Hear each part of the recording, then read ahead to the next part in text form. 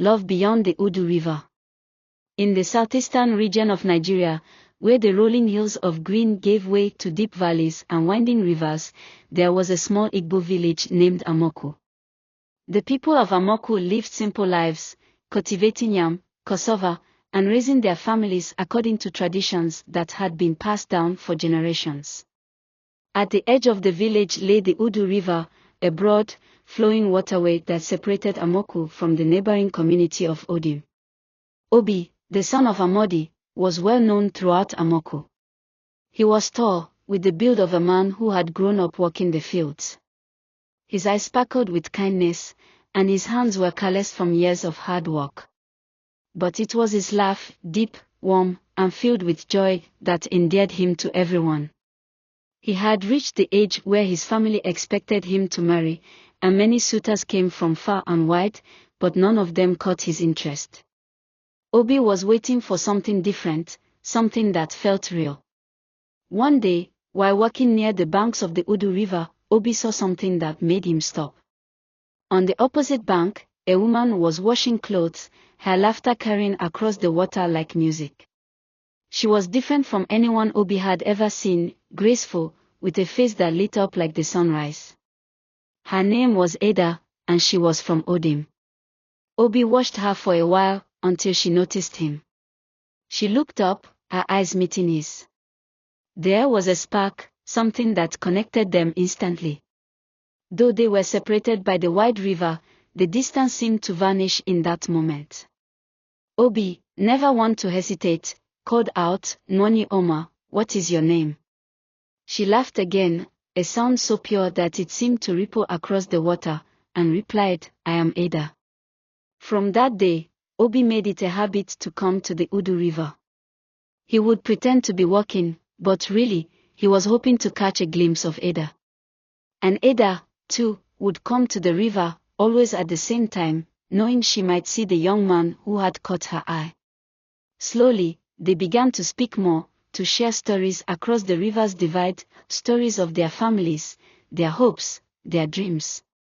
But the river was more than just a physical divide, it was also a boundary between two communities that had long held mistrust for each other. Generations before, a disagreement over land had caused a rift between Amoku and Odim, and though the original cause had long been forgotten, the animosity remained.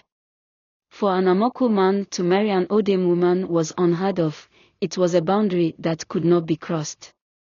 Despite the tension between their villages, Obi and Ada's bond grew stronger. One evening, as the sun dipped low in the sky, painting the river in hues of orange and gold, Obi gathered his courage. He crossed the Udu River in a small canoe, paddling with steady strokes until he reached Ada's side. Ada was waiting for him, her heart pounding with excitement and fear. They met under the shade of a large tree, and for the first time, they stood face to face, no river between them. "Why have you come?" Ada asked, her voice barely a whisper. "I have come because my heart knows no boundary," Obi replied. "Ada, I cannot imagine my life without you." Ada's eyes filled with tears. She knew the risks, they both did. If their families found out, it would bring shame upon them both. But her heart, like Obi's, refused to heed the warnings of tradition. That night, they made a promise to each other, no matter what happened, they would find a way to be together. Word of their meetings eventually reached the ears of the elders. Obi's father, Amodi, confronted his son, his voice filled with anger. "Do you not know the history between our people and the people of Odim? Do you wish to bring dishonor to our family?" Obi stood firm, his heart unwavering. "Father, Ada is the one I love. She is good and kind." Odim heard of Obi and Ada's new life, it sparked a change. The elders of both villages, though initially reluctant, began to see the futility of holding onto old grudges.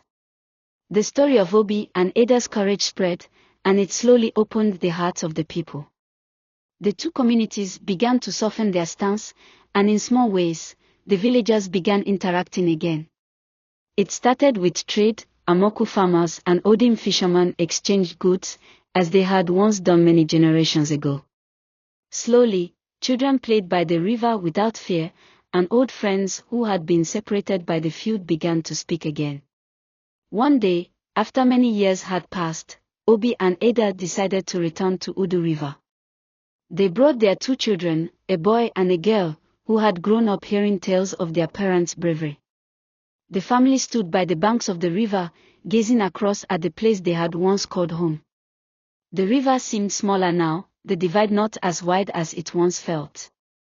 The people of Amoku and Odim gathered by the riverbank, curious to see the couple that had defied them all those years ago.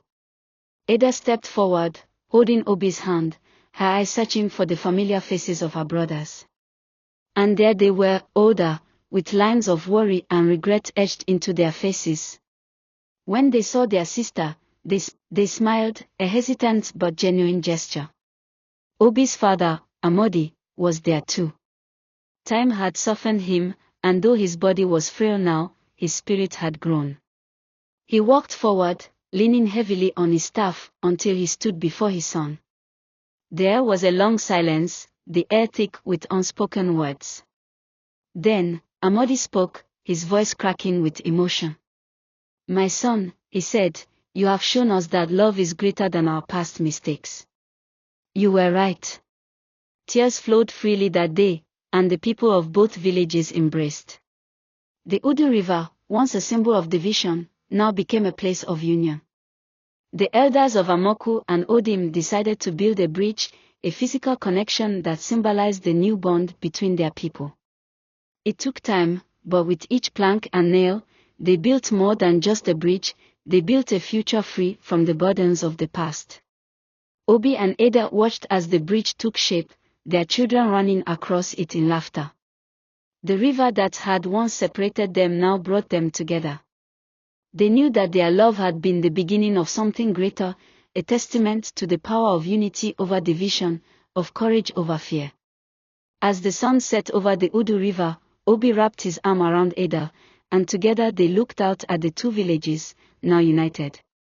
What had once seemed impossible had become reality, and their love, born in secret and against all odds, had become a beacon of hope for generations to come.